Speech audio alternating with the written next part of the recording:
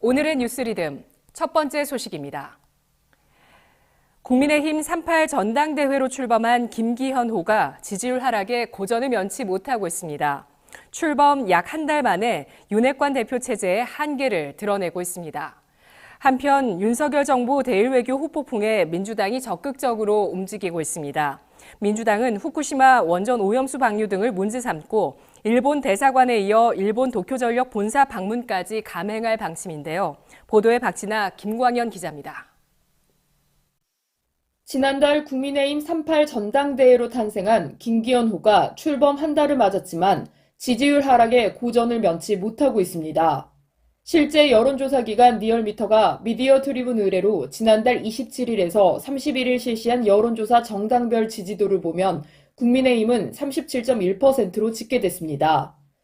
김기현 호가 출범한 3월 2주차 지지율 41.5%와 비교하면 4.4%포인트나 떨어진 것입니다. 한국갤럽과 미디어토마토 등 다른 여론조사 결과를 봐도 마찬가지입니다. 김기현 호가 출범과 함께 지지율 늪에 빠진 것은 새 지도부가 친윤계 일색으로 꾸려졌다는 비판과 함께 주 최대 69시간 근로시간 개편, 한일 정상회담 후폭풍 등이 이유로 꼽힙니다. 여기에 김재원 최고위원의 5.18 발언과 정강훈 사랑제일교회 목사로 대표되는 극우 문제까지 겹치면서 지지율 하락을 면치 못한 것입니다. 잇따른 당 지지율 하락세에 당 안팎에서는 새 지도부에 대한 우려의 목소리가 나옵니다. 실제 홍준표 대구시장은 통상 새 지도부가 들어서면 컨벤션 효과로 당 지지율이 급등하는데 우리 당은 거꾸로 왜 지지율이 폭락하고 있는지 분석하고는 있습니까? 라며 김 대표의 리더십을 지적했습니다. 김 대표는 지지율 반등을 위해 적극적인 민생 행보로 국면 전환을 꾀하고 있지만 지속되는 당내 갈등에 이마저도 가려지는 실정입니다. 내년 총선이 1년여도 채 남지 않은 시점에서 리더십 부재 지적을 받는 김 대표의 역할이 주목됩니다. 뉴스토마토 박진아입니다.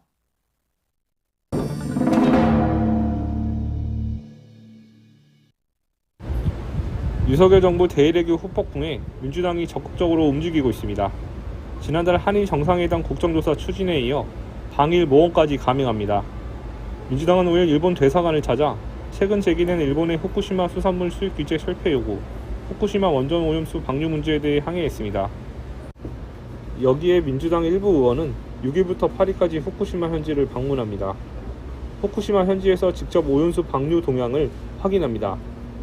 후쿠시마 지방 의원도 현지에서 만나지만 일본 정부 핵심 인사나 도쿄전력과 면담 자리는 마련하지 못했습니다. 그럼에도 민주당은 이번 방일이 일회성이 아님을 강조하고 있습니다. 하지만 일본 정부 인사와의 면담 일정이 빠졌다는 점에서 퍼포먼스성 방문이 아니냐는 비판이 제기됩니다. 여야 합의도 아니고 야당 홀로 일본을 방문하는 게 맞느냐는 지적도 나옵니다. 국민의힘은 민주당의 방일을 강도 높게 비판했습니다. 일본 의도에 끌려가 수산물 수입 문제를 공론화하고 일본 편을 드는 행위라는 겁니다. 뉴스토마토 김광현입니다. 일본이 올해 여름에 후쿠시마 오염수를 방류하겠다고 밝히면서 국민건강, 환경오염에 적신호가 들어왔습니다. 하지만 정부는 오염수 방류 문제보다 후쿠시마산 수산물을 수입할 일은 없을 것이라며 본질을 비껴가는 대응을 하고 있습니다. 장윤서 기자가 짚어봤습니다. 일본이 올해 여름에 후쿠시마 오염수를 방류하겠다고 밝히면서 국민건강, 환경오염에 적신호가 들어왔습니다. 일본 정부는 후쿠시마 원전 오염수 137만 톤의 방사선 물질 농도를 법적 기준치 이하로 낮춘 뒤 올 여름부터 30년에 걸쳐 바다에 방류할 계획입니다. 오염수 중 걸러지지 않은 삼중수소는 희석하더라도 체내에 투입되면 DNA 끈을 끊어놓거나 기형, 변형을 통해 암 발생 가능성을 높일 우려가 있는 물질입니다. 게다가 방사선 물질인 세늄 등은 방류될 경우 플라톤, 어류, 해조류 등을 통해 먹이사슬로 연결, 인간에까지 영향을 미칠 수 있습니다. 일본은 오염수를 방류해도 해류를 따라 4, 5년 뒤에 한국에 도착한다며 이 시간 동안 오염물질이 희석돼 방사성 수치가 검출되기 힘들 것이라고 주장하고 있습니다. 하지만 태풍 등으로 해류가 바뀔 가능성이 존재하고 표충수 등의 해류를 통해 1년 내 한국 바다로 유입될 가능성도 제기됐습니다. 발빠르게 움직여야 할 정부의 대응이 눈에 띄지 않습니다. 오히려 정부는 오염수 방류보다는 후쿠시마산 수산물 수입 문제에 더 집중한 해명을 내놓고 있습니다. 또 정부는 국제원자력기구 IAEA 실사단에 참여하고 있다고 강조했지만 IAEA가 과학적이고 공정한 결과를 낼 가능성이 적다는 비판도 나옵니다. 국제기구인 IAEA 특성상 분담금을 많이 낸 국가의 눈치를 볼 수밖에 없기 때문입니다. 일본은 2021년 기준으로 IAEA 예산 8.32%를 내며 회원국 175개국 중 3위로 많은 분담금을 내고 있습니다. IAEA는 원전 정책 확대에 초점이 맞춰진 기구로 오염수 방류 역시 위험성을 부각시키지 않을 것이라는 우려도 나옵니다. 뉴스토마토 장윤서입니다. 대장동 비리의 핵심으로 꼽히는 화천대유 자산관리 대주주 김만배 씨의 재판이 시작됐습니다.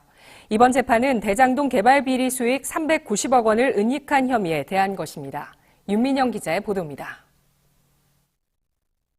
대장동 수익 390억 원을 은닉한 혐의 등으로 구속 기소된 김만배 씨의 첫 재판이 5일 열렸습니다.